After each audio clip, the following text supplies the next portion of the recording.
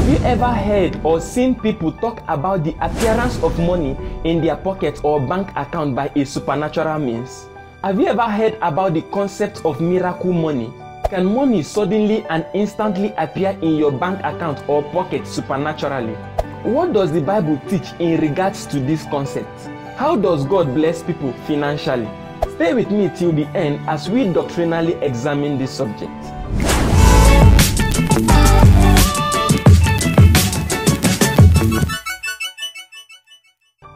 The concept of miracle money is one that opines that money can supernaturally appear in someone's wallet, purse, or bank account to demonstrate the power of God. Some congregants may see results as they attribute the claim of the instantaneous appearance of money in bank accounts and pockets as a supernatural event. Before we examine this doctrinally, I want you to be a bit logical in this. Money is a legal tender and has the backing of the law. Almost all banknotes have a unique serial number. Furthermore, many banknotes, for example those in the United States, feature a plate number which specifies which plate was used to print the banknote. This number is not completely unique, but there are many different plates for different denominations. Every country holds records of the amount of money in circulation, which means there is ownership of every money in circulation. Now, if money is unique and have owner, it means that for money to supernaturally appear in your pocket, it means that the money has to either disappear from someone else's pocket or bank account to appear in your own, or the money is fake or not real. And God doesn't work that way to make money supernaturally disappear in someone else's pocket in order to appear in your own. Now let's examine this through scriptures. The thought pattern of this miracle money concept can be traced to Jesus instructing Peter when he needs to pay his tribute or tax. This can be seen in Matthew 17 verse 27. Notwithstanding, lest we should offend them, go down to the sea and cast an hook, and take up the fish that first cometh up. And when thou hast opened his mouth, thou shalt find a piece of money. That take and give unto them for me and thee. Here, Peter was to go to the sea with a hook, catch a fish, and when he opens the mouth of the fish, he will find money which he will use to pay tax. The big question will be that, can this be seen as a doctrinal practice today? If you read the pretext, you will see that when they came to Capernaum, those who collect tribute came to Peter to ask him, does your master not pay tribute? Peter said yes, that Jesus needed not to pay tribute, but Jesus prevented him. If they don't pay the tribute, who will pay? Is it strangers? Peter said yes. So if you read from verse 24, you find out it is as if Jesus used figurative expressions along with the literals. And when they were come to Capernaum, they that received tribute money came to Peter and said, doth not your master pay tribute? He said, yes. And when he was come into the house, Jesus prevented him, saying, what thinkest thou, Simon? Of whom do the kings of the earth take custom or tribute? Of their own children or of strangers? Peter said unto him, of strangers. Jesus said unto him, then are the children free? Matthew chapter 17 verse 24 to 26.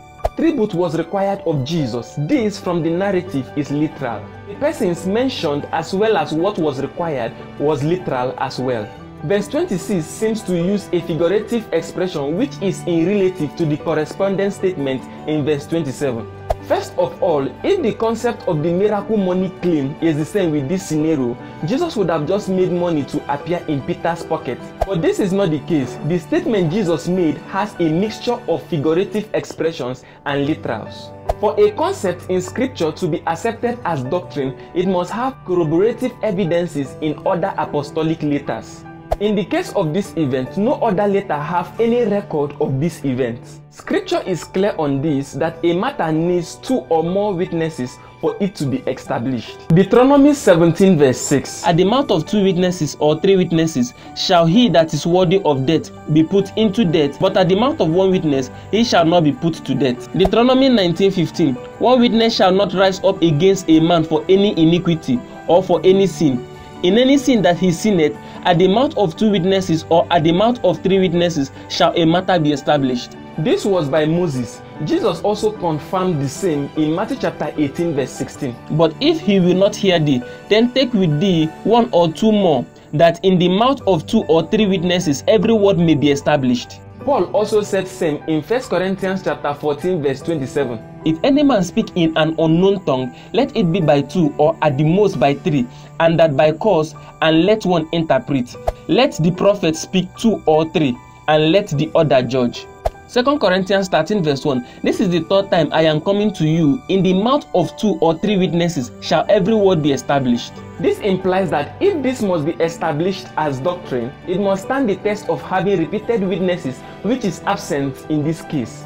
Unlike Jesus' ministry, where healing the sick, casting out of demons, raising the dead were recorded in several texts of the Synoptic Gospel, this scenario was never repeated by any writer. Just as I said earlier, money is used for exchange of a commodity or goods and services, meaning money is a legal tender. That is to say that money is a legal tender and must be issued by the appropriate person or institution and must so be seen.